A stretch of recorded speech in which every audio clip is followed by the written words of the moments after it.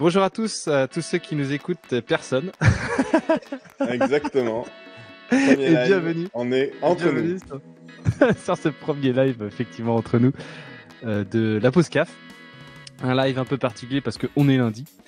Mais restez avec nous parce qu'aujourd'hui, on va traiter de la formation BPF et on va vous exposer à tous notre vision de tout ça avec en premier la formation BPF, qu'est-ce que c'est ? Ensuite, qu'est-ce qui va pas et nos solutions pour que ça aille mieux. Voilà, inscrivez-vous sur notre communauté, il va y avoir plein de trucs qui vont arriver là-dessus dans ces prochaines semaines. C'est aussi l'opportunité de pouvoir demander de l'aide, du benchmark, etc. à notre communauté grandissante. Pareil, si elle grandit aussi vite que la newsletter, ça devrait aller très très vite parce qu'on a déjà dépassé les 240 abonnés à la newsletter, ce qui est formidable. Oh, wow. Wouhou! Vous pouvez venir changer autour de la newsletter sur la communauté. Il y a un encart. Voilà, c'est pas incroyable. Tout se recoupe. Alors, mon petit Arnaud et Romain, mes petits Arnaud et Romain, qu'est-ce que vous pensez de la formation BPF ? Qu'est-ce que c'est déjà ? C'est chiant. Ouais, c'est chiant. Non, mais la formation BPF, c'est la formation qui est obligatoire, qu'on donne à tous les travailleurs sur un site de production de médicaments. Ouais. Voilà, pour présenter... Je sais même pas si on présente vraiment c'est quoi les BPF. J'ai envie de dire directement pour expliquer les règles de BPF, c'est ça. Vous devez les suivre et c'est tout. C'est effectivement ça dans le monde dans lequel on vit. La formation BPF, elle est d'ailleurs, c'est dit dans les BPF qu'il faut faire une formation BPF régulière. Hein. C'est dit dans plusieurs endroits qu'il faut former régulièrement, etc. Et elle est dispensée pour tous les nouveaux collaborateurs et en recyclage annuel à tout le monde au final. Et dans cette formation BPF, c'est là où on est censé présenter les BPF, les règles des BPF, etc. en mettant probablement l'appui sur des points qui sont mal déroulés dans l'année passée. Quoi. Et là, tu vas un peu loin. C'est déjà sur des sites où ils se disent faut qu'on fasse un peu mieux.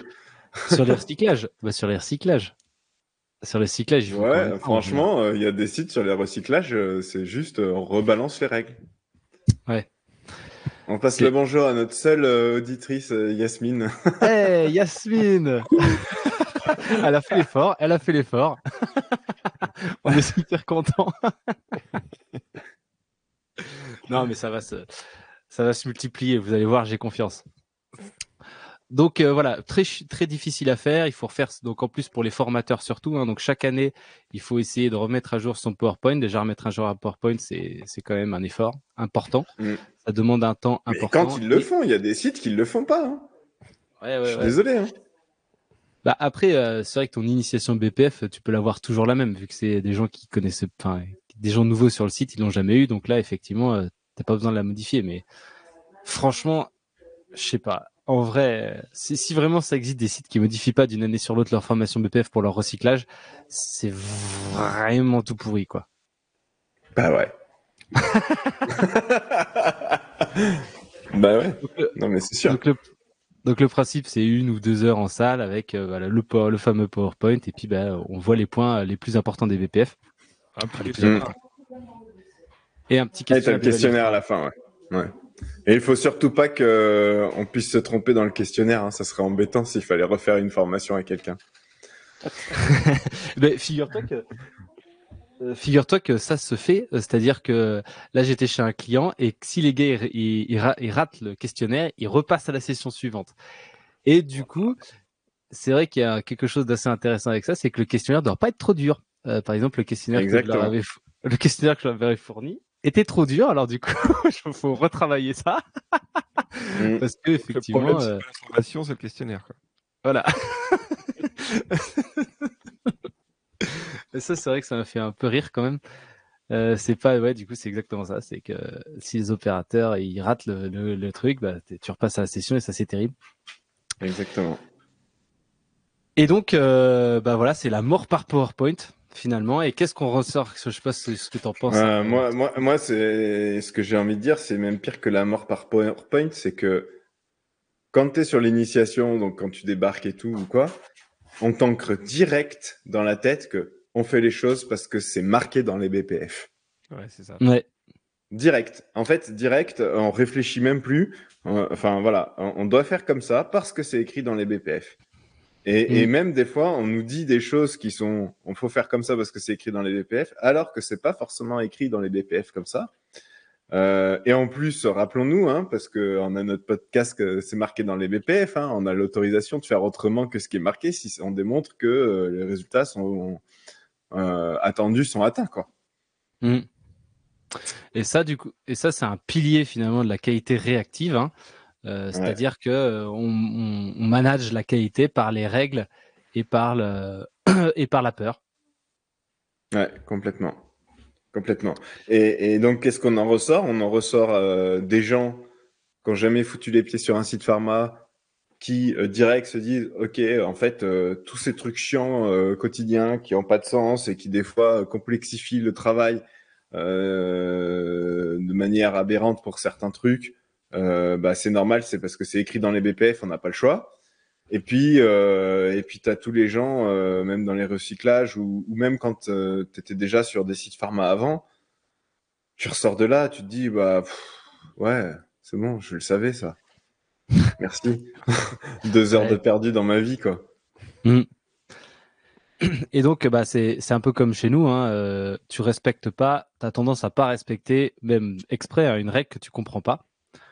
Ça, c'est un truc, enfin, je sais pas si tu en as déjà rendu compte, mais à partir du moment où tu as une règle et tu vois pas très bien pourquoi elle est faite, s'il y a pas une forte, je sais pas, répression autour de cette règle, bah, tu vas avoir tendance à pas la respecter, même si, enfin, surtout si tu la comprends pas. Typiquement, bah voilà, typiquement les excès de vitesse, tu vois, par exemple, sur la, J'allais prendre ça. sur la route, tu sais, les gens, ils ralentissent pour passer devant le radar et dès que le radar est passé, boum, tu réaccélères jusqu'à 90, 100. Et finalement, c'est parce que tu comprends pas spécialement que bah, ça fait aussi, enfin, ça a un intérêt de respecter les vitesses de circulation, quoi. Ouais. Et c'est marrant parce que justement, j'allais prendre cet exemple. À côté de chez moi, il y a une autoroute qui est passée il y a 10 ans à 110. Il était à 110, une portion. Il y a, je sais pas, 5 ans, c'est passé à 90. Et puis, il y a 1 an ou 2, c'est passé à 70. Et en fait, tu comprends pas pourquoi Mhm. ce changement. Ouais, il y a sûrement un pourquoi, hein. Mais du coup, comme tu dis, en fait, s'il n'y a pas de répression, bah, en fait, ça prend pas. Ça a beau être marqué partout, machin. Et du coup, sur cette portion, il y a un des radars les plus rentables de France. Voilà. Et dans notre secteur, ça serait un des pourvoyeurs de déviation les plus, les plus fournis Les, du les site. plus prolifiques, ouais. Donc Donc, voilà, donc ouais, voilà. qu'est-ce qu'on en ressort? On n'en ressort pas grand-chose, hein. Parce qu'en plus, tu te prends, que ça soit en recyclage ou en initial, tu te prends en 2 heures une liste à la Prévert de règles à suivre. Des fois, donc tu comprends même pas pourquoi. Mhm. Et toutes ces règles, bah en fait, déjà si tu débarques, tu sais même pas ce que ça veut dire dans ton quotidien. Et si t'es déjà là, tu les connais déjà plus ou moins. Des fois, ça fait du bien de se dire ah oui c'est vrai j'avais oublié ça. Ok pourquoi pas. Mais il y a tellement de règles qu'en fait tu ressors de là, t'as retenu quoi? T'as retenu 2% de ce que t'as entendu. Donc pas grand chose hein. C'est clair, bah moi franchement à chaque fois que je ressors de là, c'est oh bah ils ont encore dit qu'il fallait écrire au bleu et, et signer quand tu fais une connerie. Ouais. C'est ça. Et ils ont présenté ce que ça voulait dire Alcoa. Mais les mecs, ils ont rien compris pourquoi. Ils ont pas compris ce que c'était vraiment. Ouais. Et donc aussi il y a un autre truc, bah, comme on a dit, alors le sens et finalement quand on tire un peu la ficelle du sens, et ben quand déjà on donne un sens aux règles, et ben aussi on donne un sens à nos actions en général. Et Ouais. finalement, si on arrive à donner un sens suffisamment fort à la sortie de la formation BPF, eh bien, les personnes qui assisteraient à cette formation BPF qui donne du sens auraient du coup une espèce de notion de fierté qui se crée parce qu'ils savent que les produits qu'ils fabriquent servent à des personnes sont malades et ces personnes, ça pourrait être eux, leurs enfants, leurs grands-mères. Et donc, en fait, ils prennent part à ce système de santé. Et finalement, les produits qu'ils font, ils ont une utilité d'intérêt public. Enfin, ils ont une utilité d'intérêt public. C'est pas comme ça qu'on dit, mais bon. Et finalement, ils gagnent au quotidien dans leur précision, dans leur conformité, etc. Parce qu'ils savent à quoi sert leur produit. Ils savent que chacune de leurs actions n'est pas due au hasard et que chacune de leurs actions va avoir une conséquence à plus ou moins long terme sur ou la conformité du produit ou des actions pour rendre le processus plus robuste et le produit conforme. C'est soit l'un, soit l'autre, quoi. Ça te la coupe? Non, mais c'est clair. Et puis, en fait, ce qu'il faut aussi, je pense, qui est important de comprendre sur la formation BPF, c'est que pareil, comme tu dis, dans les BPF, on dit qu'il faut qu'il y ait une formation, mais on te dit pas comment elle doit être cette formation. Et du coup, faut reposer un peu l'objectif. L'objectif, au final, c'est quoi? C'est pas juste de donner des règles aux gens. L'objectif, c'est de faire en sorte que les gens sur le site soient conscients de l'environnement dans lequel ils évoluent et respectent les règles qu'ils doivent respecter pour pouvoir assurer qu'on délivre aux patients des médicaments qui ont la bonne qualité, qui sont pas toxiques et qui sont efficaces. Et en fait, la formation, c'est pas que un one shot, parce que même voilà, on peut parler de ce qu'on a fait, la fresque de l'industrie pharmaceutique pour donner du sens, ok, mais ça c'est pas ça la formation. La formation, c'est tout le parcours jusqu'à comment t'animes au quotidien tes BPF sur ton site pour t'assurer que les gens ils appliquent et ils comprennent pourquoi ils appliquent. Ah, ils appliquent et pourquoi ils appliquent, ouais, ça c'est clair. J'essaie de retrouver le paragraphe dans les BPF qui parle de la formation initiale. Je sais que c'est marqué dans les fonctions clés en 2.6 et en 2.8 là sur les fonctions clés comme quoi la qualité et la production doivent s'assurer de la formation initiale. 2.7 s'assurer de la formation initiale et continue requise par le personnel pour son service et qu'il soit assuré aux besoins. Et après, j'ai perdu l'autre qui disait qu'il fallait avoir une formation BPF. Comme on dit, encore une fois, c'est une obligation et cette obligation, elle est comprise comme qui veut l'interpréter. Et si tu la prends au pied de la lettre, tu fais juste une formation BPF avec ce que tu penses important et puis basta, quoi. Ouais. Donc, pour faire donc nous, quelle est notre vision sur une formation BPF efficace? Il faut qu'elle donne du sens. Première chose, donner du sens, très bien. Faut qu'évidemment, elle donne les règles. Ouais. Il faut qu'elle vive dans le quotidien des gens. Voilà, c'est ça. Exactement. Bien joué, Arnaud. J'ai bien révisé, hein. Du coup, le format, en fait, là, c'est si vous voulez passer en live, c'est possible, il faut le demander. Et après, sinon, et c'est là où le micro pourrait être activé. Et sinon, après, vous pouvez poser des questions dans le chat si vous voulez pas parler devant tout le monde. Mais c'est que devant nous finalement. Donc effectivement, là on va arriver à ce sujet-là de toute façon pour répondre à ta question, pour trouver des initiations aux bonnes pratiques de fabrication. Donc alors, notre premier truc pour donner du sens, notre premier outil qui est à disposition des industriels, donc c'est la fresque de l'industrie pharmaceutique. Alors qu'est-ce que c'est que cette fameuse fresque de l'industrie pharmaceutique? Je commence à en avoir animé pas mal. Ouais, vous m'entendez ou pas? Parce que Ouais, on t'entend, ouais. Ouais. Ok, pardon, parce que moi, mon internet est un peu compliqué là. On t'entend scratcher un peu, mais vas-y. Ouais. Et ben la fresque de l'industrie pharma, c'est un moyen un peu de reconstruire de zéro tout le fonctionnement d'un site de production de médicaments pour un peu comprendre comment tous les différents éléments qui le composent vont s'articuler entre eux et interagir entre eux et comment ils doivent être conformes du coup aux fameuses BPF. Ouais, ça permet de resituer pour chaque type d'activité qui peuvent être, qui sont clés dans un site de prod, quel est l'impact de cette activité sur les autres activités, quels sont les prérequis pour pouvoir réaliser une activité. Et du coup, tout ça de manière, on peut dire ludique, mais voilà, en fait, participative surtout, parce qu'on pourrait très bien dérouler un PowerPoint pour expliquer ce que je viens de dire. Telle activité, ça a tel impact sur machin. Non, là, c'est participatif. Les gens, ils ont des cartes avec des infos dessus. Ils les mettent sur un tableau blanc. Ils font des liens entre eux. Ils discutent pour ouais, non, mais attends, moi, je suis pas forcément d'accord. Là, il y a un lien. Ah ouais, c'est vrai. Tiens, j'avais pas pensé. Et puis tiens, c'est quoi ce truc-là? Enfin, du coup, il y a tout un échange qui se crée pour autour de ces activités, ce qui permet à certains de découvrir, à d'autres aussi d'en créer leur connaissance. Et moi, ce que je trouve génial, c'est que là, on donne la possibilité à des mecs qui débarquent de bien comprendre la full picture, la photo globale d'un site de prod, et à des mecs qui ont de l'expérience de partager justement leur expérience et d'expliquer. Et on le sait, c'est un des éléments clés quand on veut aussi développer ses compétences. Le meilleur moyen pour apprendre une notion, c'est de l'apprendre à d'autres. Et donc, on manque encore plus ces choses-là aux personnes qui ont de l'expérience. Donc, c'est un double bénéfice. Et puis, en plus, on s'endort pas, quoi. Alors, c'est ça c'est un truc de se situer aussi dans tout ce bazar. Ouais. Quand c'est ton premier poste, ça te permet de savoir où toi tu te situes et ce à quoi tu vas avoir à faire dans ton futur boulot. Ouais. Il y a un avantage ultime que, au final, j'avais vraiment sous-estimé, mais qui est trop fort, c'est que tout le monde est debout. Ouais.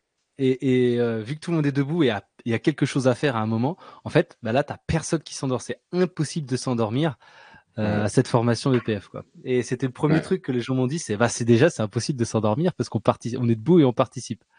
Alors du coup, ça c'était, j'étais assez content de. C'est fou quand même qu'il y ait des gens qui te fassent la remarque, c'est impossible de s'endormir sur une formation BPF. Ça montre bien comment c'est les formations BPF. Donc ouais, il y a un truc qui est super puissant aussi, comme tu l'as dit, Romain, c'est que à la fin, une fois que toute la fresque est construite, on demande aux gens de se placer sur la fresque et de montrer avec quel système ils peuvent interagir et lesquels processus ils ont de l'influence. Et en fait, on voit que, par exemple, si le gars de la maintenance, il vient se placer que sur la carte maintenance préventive, eh bien, il est très facile de lui montrer qu'en fait, s'il prend partie à la maintenance préventive, en fait, du coup, il prend aussi partie avec la production. Après, c'est-à-dire la production de médicaments, parce que si lui il fait pas bien sa maintenance préventive, c'est pareil, ça va avoir un impact sur la production. Derrière, ça va avoir un impact sur les déviations. Il prend aussi part au change control. Il trace aussi aux déviations, à l'investigation des déviations. Il trace ses opérations sur des documents, etc., etc. Et comme ça, on peut remonter. Et derrière, s'il fait vraiment une grosse bêtise dans son intervention, ça peut générer une déviation qui va générer un rappel de l'eau, qui va générer une gestion des ruptures, qui après... Et donc, finalement, on voit que ce gars de la maintenance, il est connecté à tout, quoi. Alors, c'est une formation qui est uniquement dédiée aux entreprises pour l'instant, oui. On est en train de travailler sur un package tout compris pour pouvoir... c'est une question. Pour pouvoir avoir quelque chose qui va être achetable et clé en main et faisable par tous ceux qui pourraient l'acheter. Mais après, c'est pas une formation qui se fait tout seul dans son coin. C'est vrai que c'est interactif. On pourrait, et c'est un bon point, on pourrait à terme, pourquoi pas, proposer quelques sessions par an pour faire des fresques des BPF où les gens s'inscrivent. Bon, forcément, il y aura un coût, mais les gens s'inscrivent, ils viennent, et puis nous, on anime une fresque pour des gens qui veulent mieux comprendre sans forcément être dans une entreprise, quoi. Mais pour le moment, c'est pas fait comme ça. Ouais. Après, donc là, ça c'est la première étape pour donner du sens.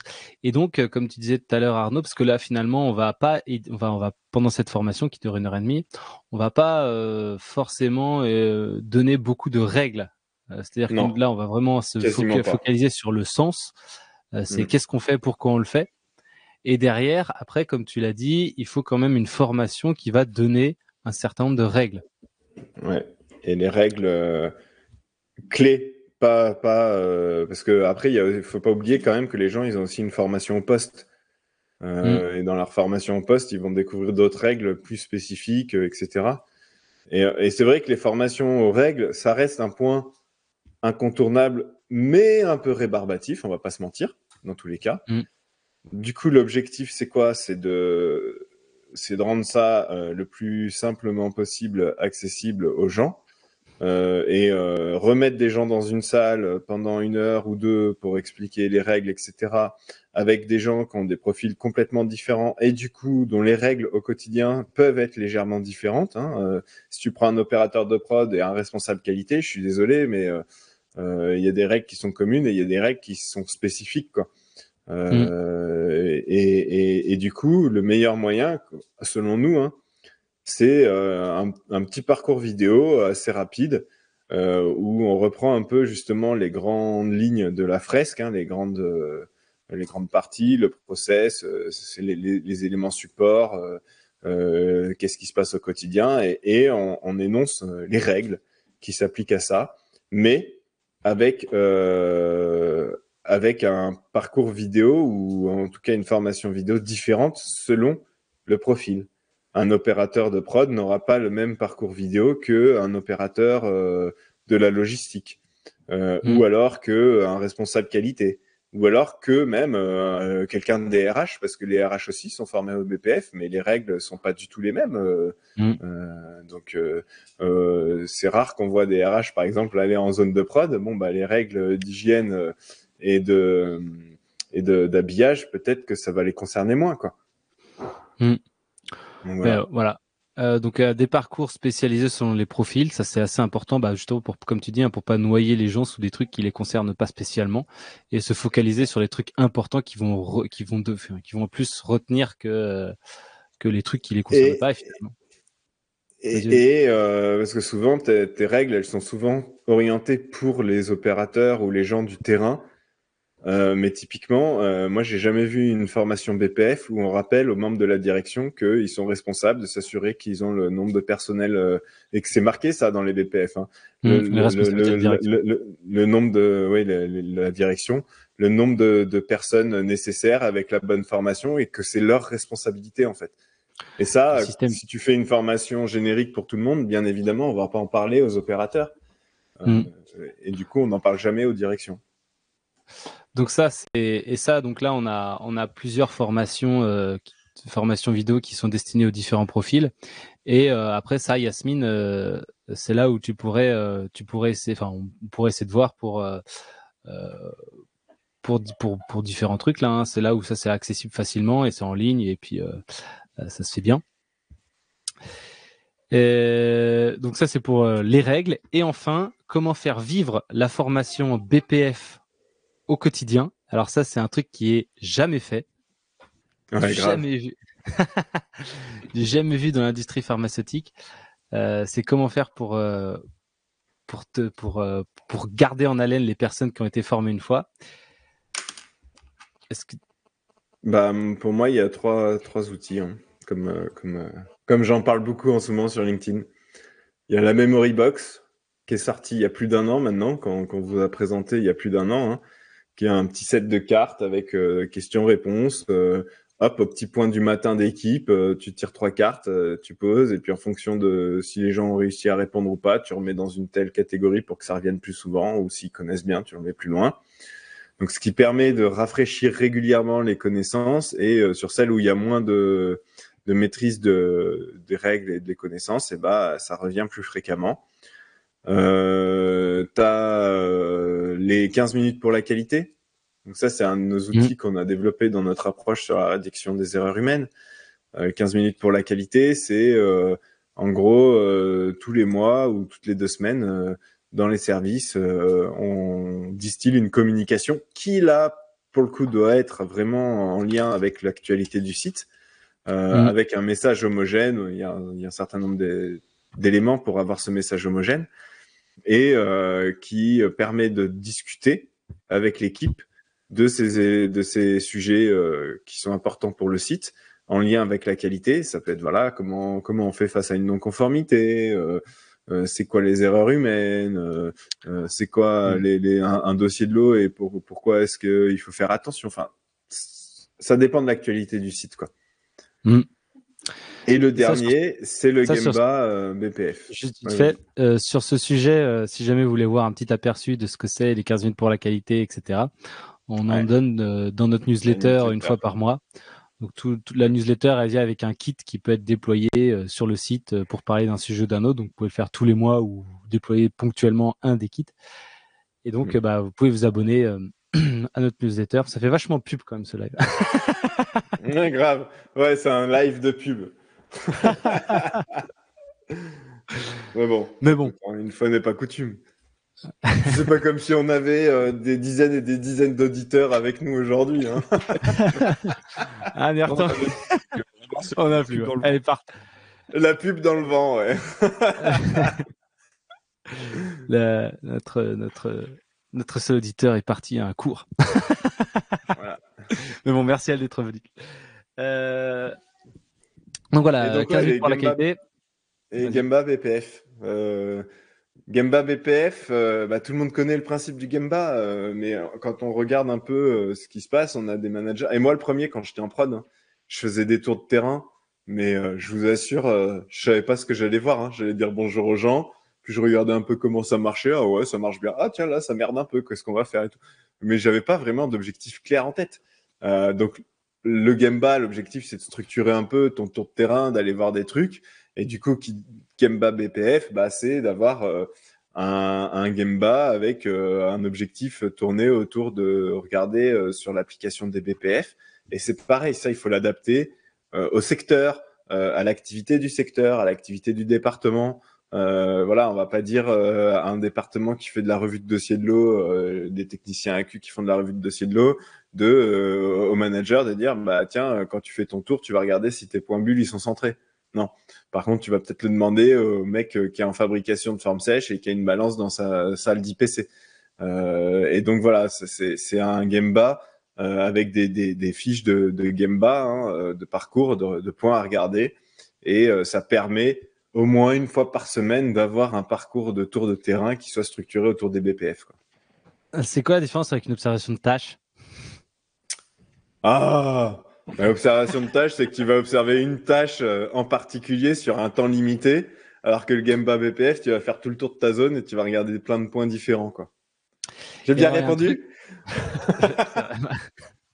Et il y a un truc qu'on n'a pas spécialement dit avec la memory box, c'est qu'elle remplace en fait, elle fait de la formation BPF continue, c'est-à-dire qu'en utilisant une memory box, eh bien, on peut poser des questions régulièrement. Une fois par mois, par exemple, on va aller poser 5 questions à nos opérateurs, à l'ensemble des opérateurs individuellement, et marquer le résultat qu'ils auront à 1 sur 5, 2 sur 5, etc. Et donc, finalement, on peut justifier comme ça d'une formation continue BPF sur différents sujets. Et en fait, ça permet de déclencher un dialogue qualité sur un truc qu'ils n'ont pas forcément compris. C'est pour ça que les questions doivent être quand même pas mal orientées vers des trucs qui se passent au quotidien et des vrais points importants.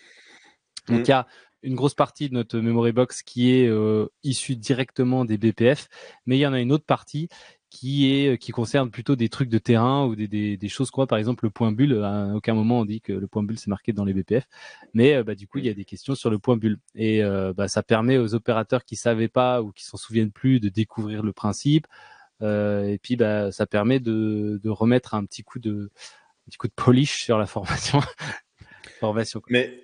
Mais le combo des 3 outils, la Gemba BPF, 15 minutes pour la qualité, Memory Box, en fait, ça remplace complètement, comme tu le disais, le refresh de BPF annuel où tout le monde doit revenir dans la salle.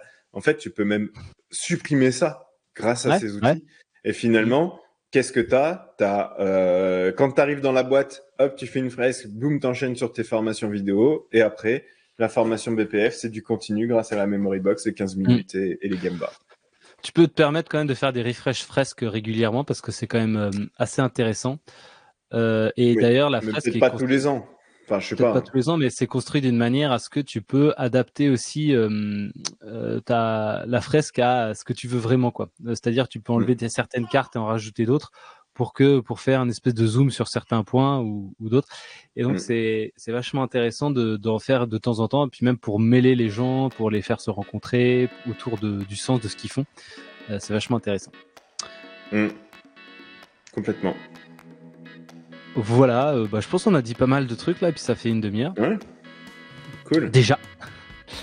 Donc c'était notre premier live communautaire avec plus, tu vois, directement plus d'interactions que sur LinkedIn. Tu vois, là, c'était quand même, voilà, il y a le chat, une série de messages qui a été et qui est du coup confidentielle finalement. Hein, c'est-à-dire que ceux qui sont dans le live le verront, et puis après, une fois que le live est terminé, on le verra plus. Donc ça, c'est quand même assez cool.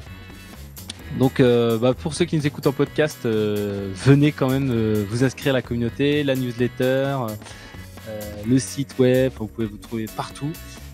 Et puis, n'hésitez pas à vous abonner sur les différents trucs. En vrai, ça a l'air bête, hein, mais ça aide vraiment à avoir de la visibilité et à nous rapporter du business pour qu'on puisse, continuer à faire des lives gratos.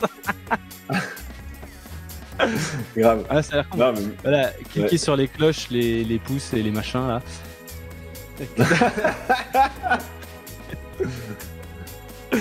Et voilà, c'est tout ce que j'avais à dire. Ouais, c'est cool. Ah, on commence à avoir quelques membres sur la communauté, ça vient petit à petit. Voilà, j'ai quelqu'un qui s'est présenté là, j'étais assez content. Ouais. Sur la communauté, on fera après des analyses de déviation, on fera plein de trucs, hein. Donc ça va être cool. Allez, en tout cas, merci à tous de nous suivre et à bientôt pour un prochain épisode. À bientôt. Bye. Salut tout le monde.